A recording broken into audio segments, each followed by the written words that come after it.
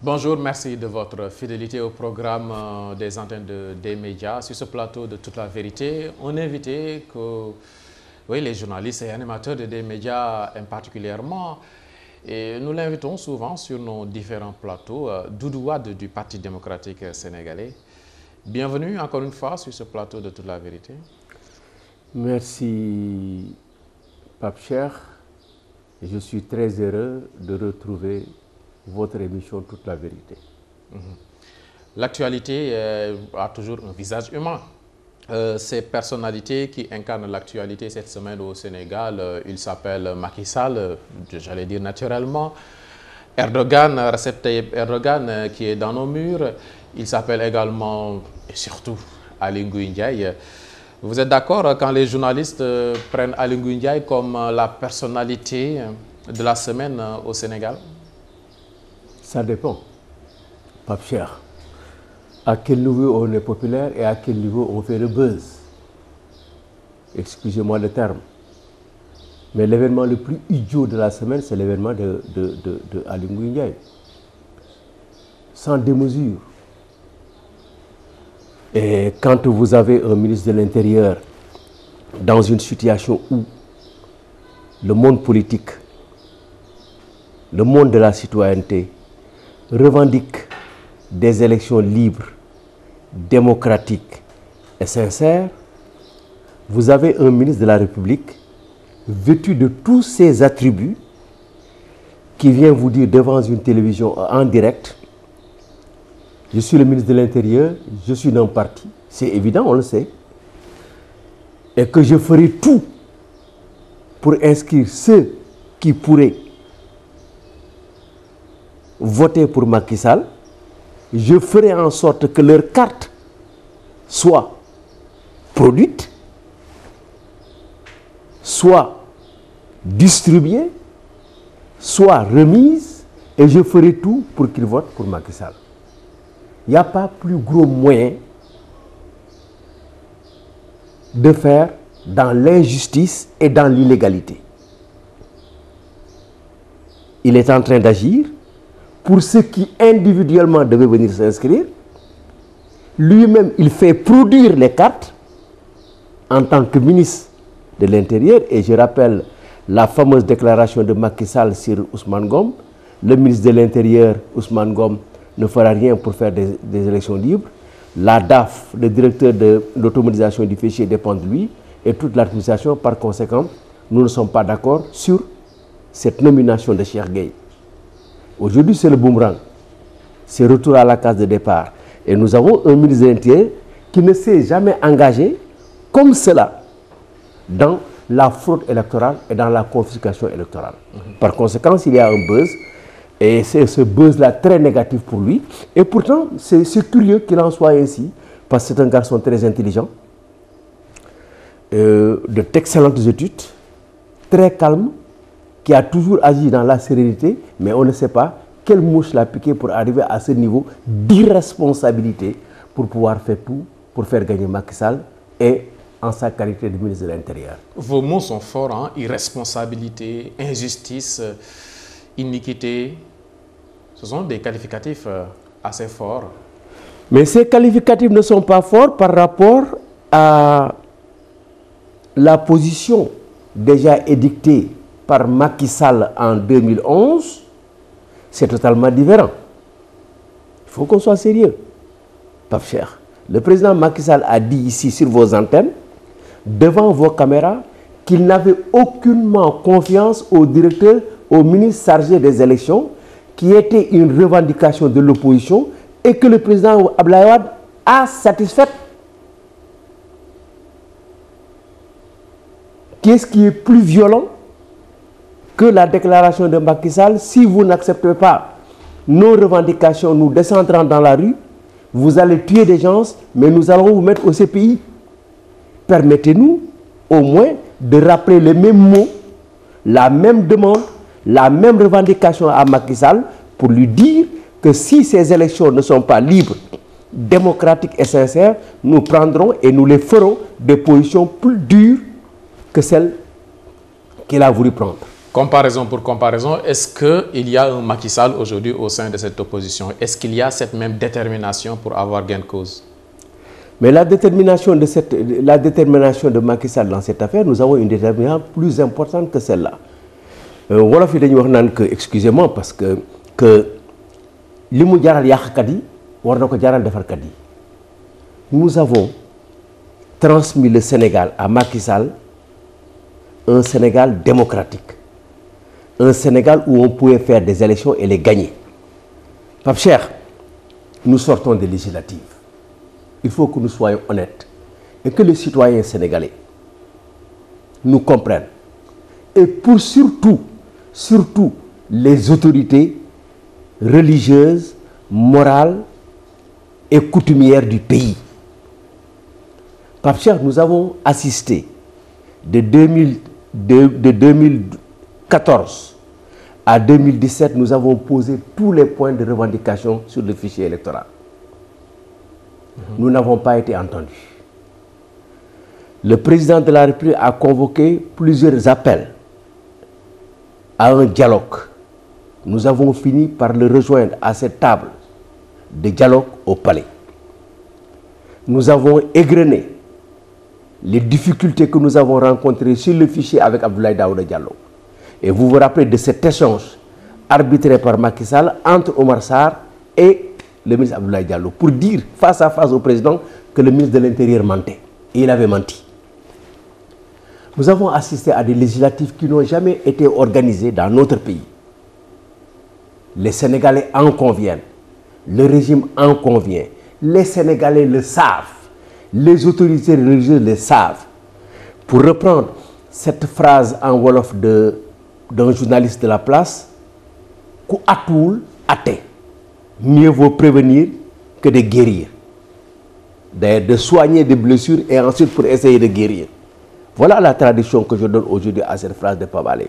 Par conséquent, avec les élections législatives passées, il n'est pas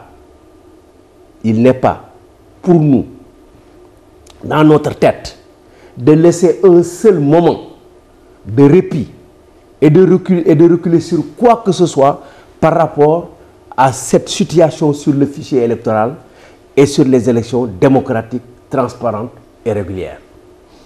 Oui, vous en avez ras-le-bol, c'est ça. Mais ce sont les Sénégalais qui le réclament, les citoyens le réclament et nous le réclamons et c'est notre droit le plus absolu.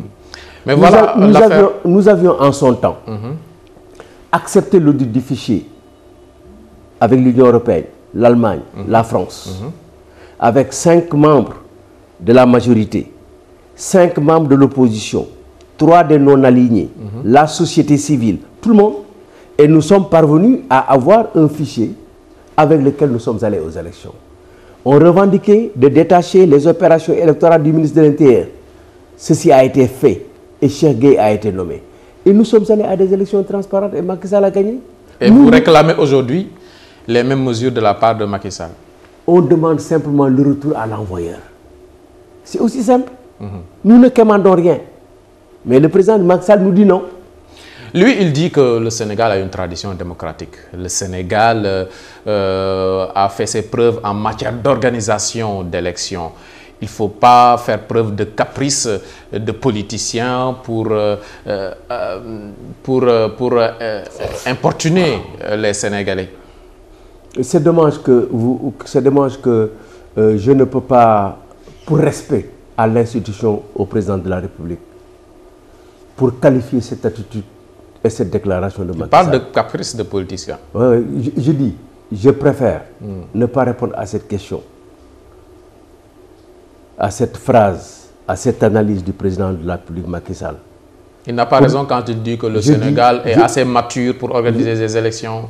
Oui, mais le Sénégal est assez mature pour organiser des élections, mais le Sénégal a organisé des élections où de hautes personnalités de la République n'ont pas pu faire leur acte citoyen. Ça, nous le savons. Nous savons qu'il y a des personnalités, de hautes personnalités de la République qui n'ont pas pu faire leur acte citoyen parce que effectivement il y a eu un dysfonctionnement sur le fichier électoral. Je vous donne mon cas. Je n'ai pas pu voter.